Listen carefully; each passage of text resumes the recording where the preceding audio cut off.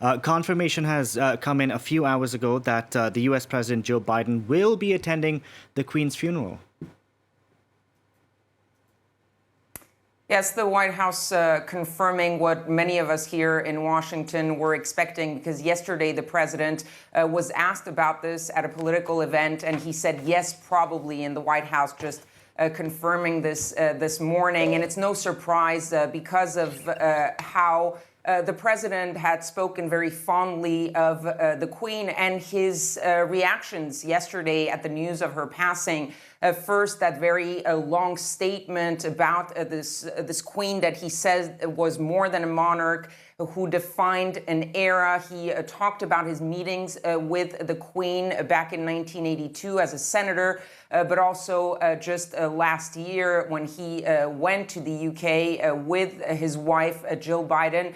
He talked about how the Queen charmed us with her wit, moved us with her kindness, and generously shared with us her wisdom. And it was clear that he would want to make that effort to be at the funeral, because yesterday, before that political event that was mentioning, he decided at the last minute to go to the British Embassy here in Washington to sign that book of condolences. He went there, spoke a little bit quickly with the staff of the British Embassy, and told the British people that the President and the First Lady and the American people were mourning with the British people. And so now we have, of course, the confirmation that he will be making that trip. The logistics of that, of course, coming into question also because it will be around the same time as the General Assembly of the UN. And so I think that was one of the reasons why yesterday he said yes, probably, before the White House confirmed it.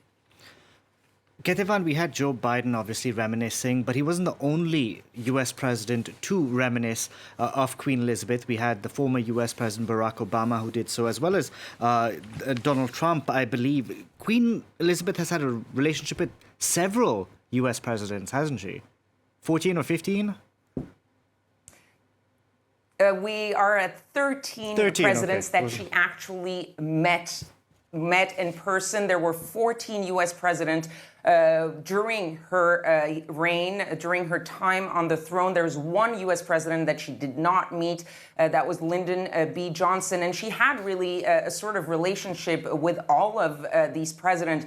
You mentioned some of the ones who put out a statement after her passing, like Barack Obama, like Donald Trump, but all the living presidents actually put out statements, including George W. Bush and Bill Clinton, who spoke every time about some personal story that they had. George W. Bush, for example, remembering having tea with the Queen, saying that that was a moment that he cherished. But there were some memorable moments in history of the Queen's meetings with those U.S. presidents. And I think the most memorable moment, at least for the Americans, is that picture of the Queen and Ronald Reagan at the time riding horses together. They both loved horses, and it was probably one of the most memorable pictures of the Queen with a U.S. president. But there were also some other moments, like that meeting with George H.W. Bush, George Bush Sr., when she came to the podium to speak, and George Bush Sr. being extremely tall. They had not planned on having a riser for the Queen, who was much smaller in size. And so there was a little bit of a problem there with her size behind the podium, behind that microphone. There was the dance with Gerald Ford. All of these moments throughout American history punctuated by the presence of the Queen. And so the question is also, will there be other former U.S. presidents who will want to be attending that funeral, given the very long and powerful and personal statements that have come out from the former U.S. presidents and, of course, the sitting one. Okay, we'll wait to see if other former U.S. presidents actually do attend her funeral. Just very quickly, very briefly, Kethevane, how is the Queen's passing being covered in the media, in the American press, considering there is no royal family in the United States? Well, if you are watching U.S.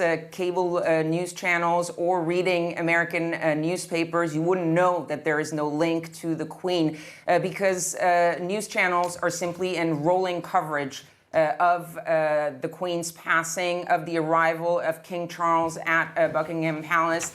All of this is being covered. They have sent over teams to London to be covering the next days as all these events unfold. The main newspapers here, the Washington Post, the New York Times, all with their front page talking about the Queen's passing. And so you're really seeing this coverage as if this was something or someone who had a role in the United States. And so it gives you an idea of how much interest there is from the American people, from the American public, into all things royal when it comes to the United Kingdom, and especially with anything that has to do or had to do with the Queen. And that interest is really symbolized by how much coverage there is here.